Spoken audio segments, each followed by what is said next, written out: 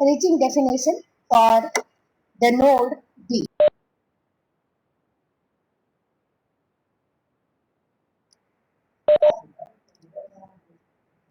Okay. Here if I see, okay, I'm considering equations for the node B, where node B is having a single statement, that is the conditional statement, okay, wherein I'm checking the condition y not equal to 0 and I'm making use of a while loop.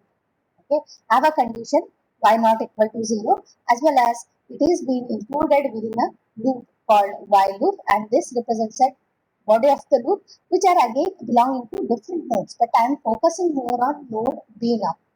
Okay, first of all, you always remember, okay, there is no complications involved here. It is very easy. First of all, you are finding out the entry point of the node B. That's why I'm writing reach B. In order to reach B, okay, first of all, you have to traverse through A. Do you all agree? You have to traverse through the node A. That's why I have to exit from node A. That's why they are writing reach out A. Reach out A. And one more thing you have to remember, since it is a loop body, okay, it is after executing this particular statement, which is node E, which is being represented by E, it will be going back to the condition checking, as you already know, the working of a particular loop. Okay, once all the statements within the body of the loop are being executed, after the execution of last statement, which is being included in the body of the loop, it will go back and check the condition which is being included in the loop. Okay, that's why I have to consider the node E as well. The node E as well, that is exit point of E. Exit is always represented with the term reach out E. So, two nodes are basically impacting the execution of node B. Which all are those two nodes? One is, first of all, you have to traverse through A in order to reach B. That is exit. You have to exit A node, as well as since it is a looping body and E is also there. After execution of this particular statement, you are traversing back. You are tracing backwards in order to execute the conditional statement which is being included over here, and you are again doing the iterations, n number of iterations until the particular condition is holds good. Okay, that is reach out E. Then what are the terms or what are the values which you are going to assign for reach out A and reach out D? Okay, that is, let me just show you the things over here. In the previous thing, we have already arrived at the reach out definition, reach out equation for a particular node, and this remains the same. Only the values which are included over here will change.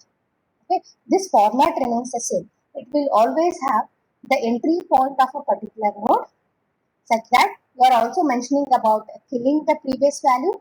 Along with that, you are also mentioning generating the new value at a particular node if any variables definitions are given. Okay, let me just concentrate on the node A. Okay, that is reach out A.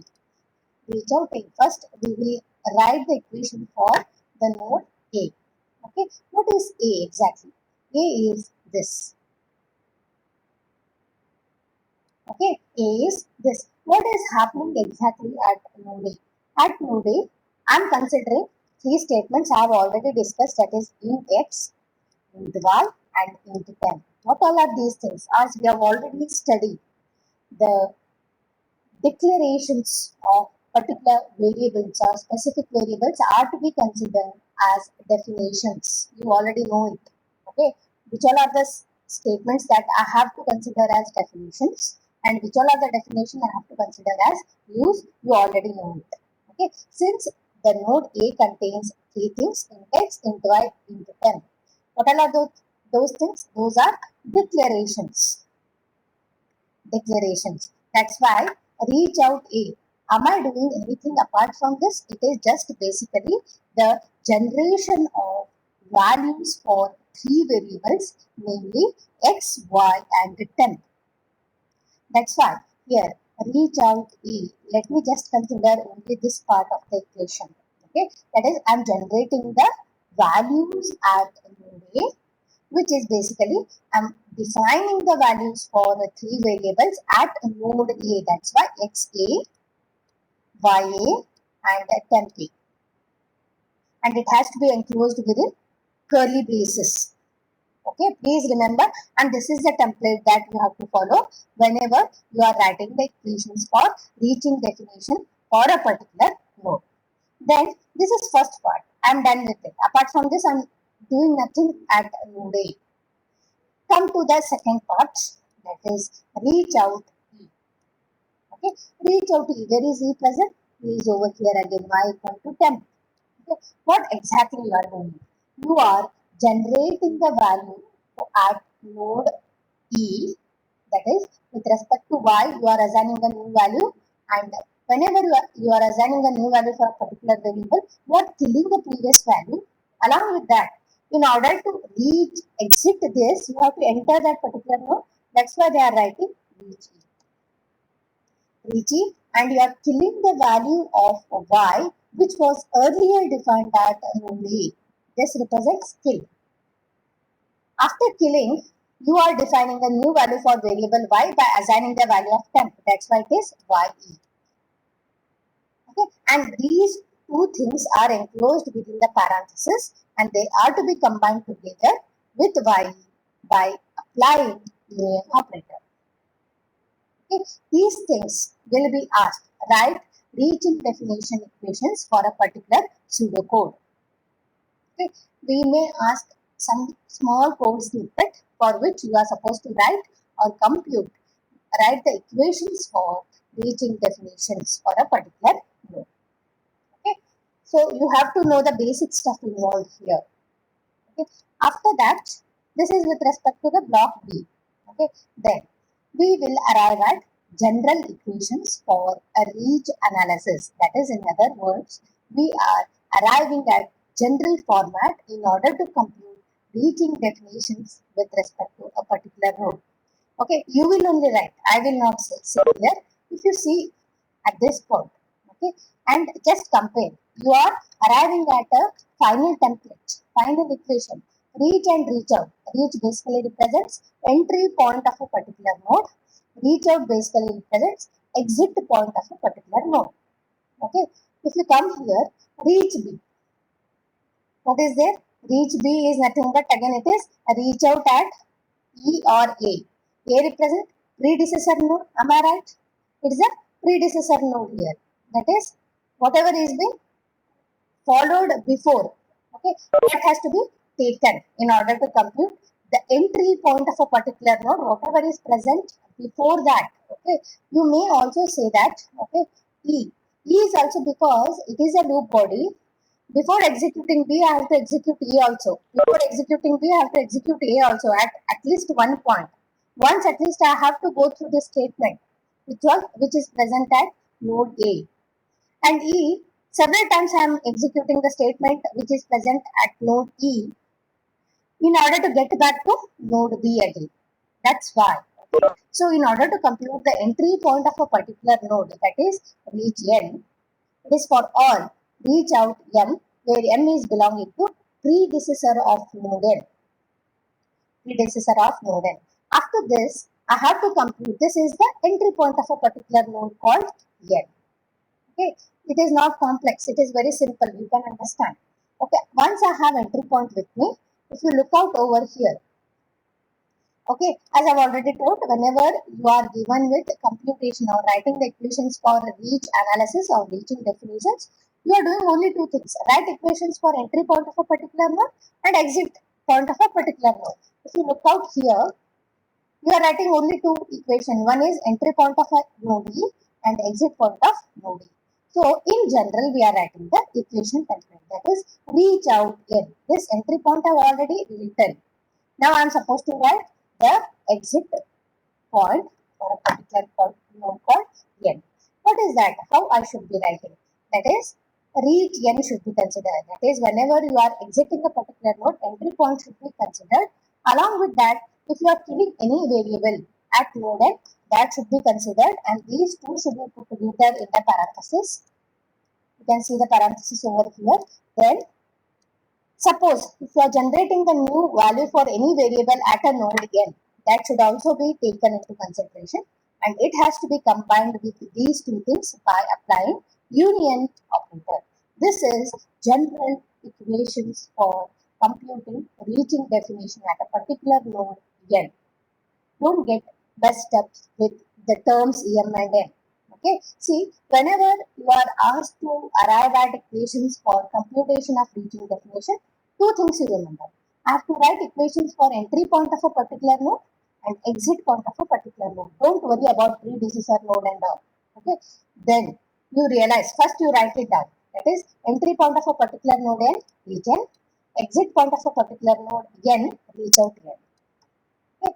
After that, go for the first one. And how do I compute the entry point of a particular node n? By considering the exit point of the predecessor nodes. Okay. Since a same node cannot be a predecessor node, do you all agree? It has to be a different node. That's why they have considered the node m, which is predecessor of node n. That's it for all. M is belonging to predecessor of node n, and you compute exit point of predecessor node in order to make an entry to the node n. After that, how do I compute the exit point of a particular node n? That is, in order to exit from a particular node, first of all, you have to enter that particular node. And you have to consider two things here. Suppose if you are killing the value of any variable at that particular node, then you mention it, kill n. And if you are redefining the value at a particular node n for same variable, then you mention it as generation, that is GEN in short, at node n. At node n. And what is gen n and what is kill n? They have mentioned here. The generation n, that is Vn. Value of a variable n, if it is defined or modified at n. Okay, and what do you mean by kill n? That is, you have a definition called Vx. If it is being killed, that is, value V is being killed at node x, where x is not equal to n. These are general equations for computation of reaching definitions. Okay, don't back these equations. Remember the basic stuff involved here. Whenever you are computing the reaching definition with respect to a particular node, you are doing only two things: writing the equations for entry point of a particular node and exit point of the same node. How do you compute entry point? You have to consider exit point of a previous node. Previous node is nothing but predecessor node. Okay. How do you compute exit point? Exit point, in order to exit, first you have to enter the node, right? That's why it is region. And two things, extra things you are adding. One is, suppose if you are killing the value of a particular variable, then mention at that node you are killing. That's why kill n. N represents node here, not a variable. It is a node. And if you suppose if you are giving new value for a particular variable, then you are generating a new value. That's why you are adding gen. Okay. These two things are most important where it will be asked in the exam to write the equations for reaching definition or reach analysis. Okay. After that, we have something called Avail equations. What do you mean by Avail? Okay. Avail is nothing but availability of the expressions. Okay. You have seen in the compiler design. Okay. Whenever certain expression is appearing again and again, you need not compute the value for the expression again and again because it will reduce the efficiency of the code. You are supposed to optimize the code. Okay? Once it is being computed, once the particular expression is being evaluated and you have a final value for the expression, then you store it in the memory and make use of that memory until the variables in the expressions are not changed. Until all the variables are remaining as it is, are they same, then you need not recompute the expression as long as all the variables in the expressions are same without any change. Okay, that is what I call it as the availability of the expression. Okay, you just compute it once and you make use of that value again and again whenever it is required in the code. That is availability of the equations. Avail equations are basically dealing with availability of the expressions. Okay, as you see over here, it is similar to this particular equation, that is region and reach out end. If you know this thing, you can write the equations for avail in and avail out. That is the expression which is being included at node n and the expression which is being included at node n. With respect to that, I am finding out the exit point. Okay, so we are dealing with avail equations are basically focusing on expression, availability of the expression. You need not recompute again and again. Instead, you make use of same expression value once. You just compute it once and make use of that. And how do I write the equations for availability of the expression? This is same as that of the previous one. Instead of reach, they have included it as avail and avail out. Okay, so it is same. In order to consider the expression which is defined at entry point of node n, then you have to consider the exit point of the previous node. That is, m is belonging to predecessor node of n, as well as, okay, if you want to compute the exit point for a particular expression which is present at node n, you have to consider the expression's entry point which is present at node n. Along with that, if you are killing the value for a particular expression at node n, that has to be mentioned. And if you are generating a new value at that node for a particular expression, and that also should be written. And these two things are included within a parenthesis, and they are to be combined with this by a union operator. See, please make sure that you are not dealing with a variable over here. That's why they are written expression. EXP stands for expression here. Okay, expression is computed at n, that is generation. Expression has variables assigned at n. Suppose if you are changing any variable's value in the particular expression, then that value is being killed. And you are assigning a new value, you are generating a new value at node n. Okay, so this is you don't have derivations for this as such, but equations, the general equations you have to know whenever it is being asked. Okay. After that, I have something called live variable equations. It is with respect to the variable, which can be used at a particular instance of time. It represents the liveliness of a particular variable in the code. With respect to a variable, there is a difference between a reaching definition and live variable. Okay, the reaching definition basically deals with definition use pair. Okay, that is VD. Okay, live variable equation, it is with respect to, we are focusing specifically with respect to a variable, wherein then and there only you can make use of that variable without having any intermediate statements in between. Okay, and these equations are also going same with the previous equations. That is, only these functions or the entry point and exit point terms are changing. Okay, that is live in and live out. Okay, live variable equation, that is live in and live out.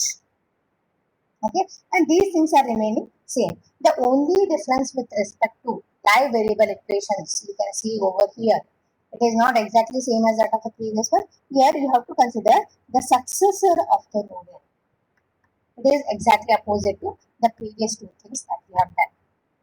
We have to take into account the successor of node here, where m is belonging. Previously we were considering predecessor node. Okay, but live variable equations, we have to consider the successor because we are focusing on the usage of the variable. See, once it has been defined, at that moment only we never use it. Is very hardly you can see that.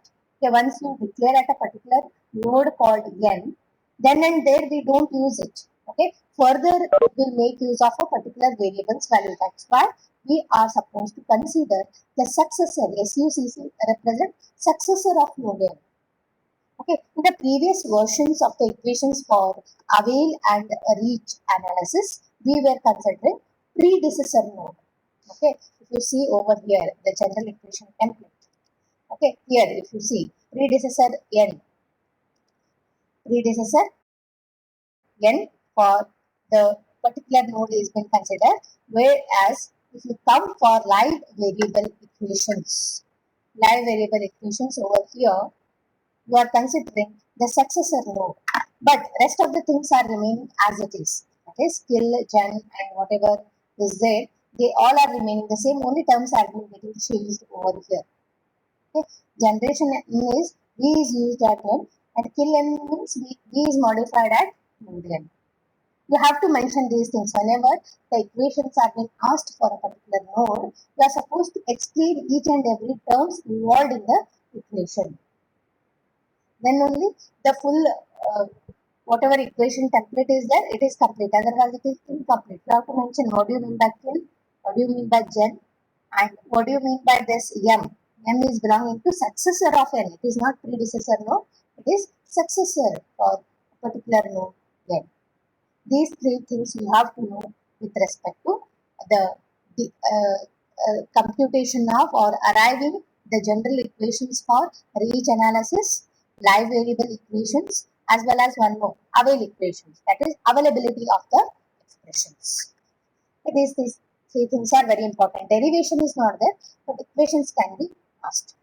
Okay, so after knowing about these three analysis, live variable analysis, avail availability of the expression, and reach analysis, we are classifying the analysis. Okay, whenever it is forward or backward, okay, node set depends on that of predecessor node and successor node. Okay, that you have to know. Okay, whenever it is any path or all path, a node set contains a value if and only if it is coming from any of its input. Okay, so we are considering two things over here. Classification is done now basically to four groups. One is forward tracing and backward tracing, as you can see, we have mentioned in the table here. One is forward tracing and one more is backward tracing, and one more, any path if the input is entering from any path or all path. Okay, if it is coming from any of the input or all the inputs, okay, particular node set, we are focusing on the node set. And so many, how many analysis we have gone through? One is reach analysis, availability of the expression analysis, then one more is live variable analysis. Whenever it is forward, okay, whenever node set depends on the predecessor node, and input is coming from a particular path, then we go for reach analysis in testing. Reach analysis. Suppose if the node set is dependent on the predecessor node as well as the input is coming from all the paths present in the graph, then we go for availability of the expression analysis. Suppose the nodes are dependent on the successor node and the input is coming from any single path, then I have to perform live variable analysis. And the last case, it is inevitable. You won't have any of these things over here. Whenever your node set is dependent on the successor node and input is coming from all the paths.